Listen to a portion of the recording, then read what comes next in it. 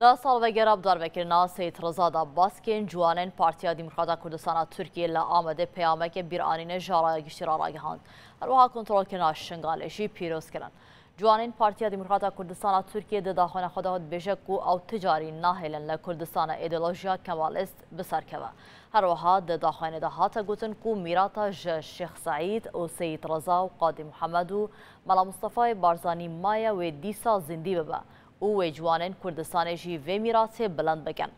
سید رضا سال 1862 لگندکی هرما درسم جدایی ببو. روجا پازه مهای زیان جبرکو سرکیشا سرهلدانا درسم کربو او حادثه اعدام کرن.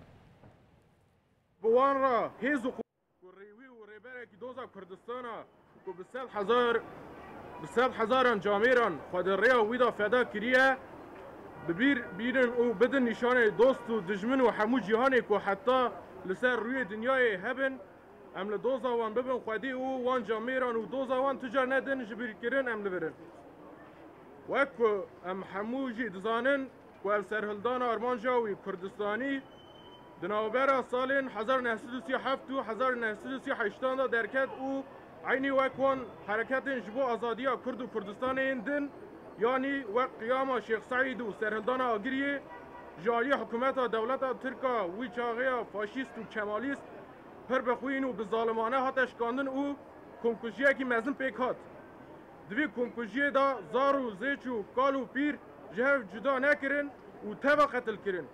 حتی دو عشتا خدا وسا سروا چون که جبو گلای وانزایی نبن به دایران و به تفنگان زاروکان دانو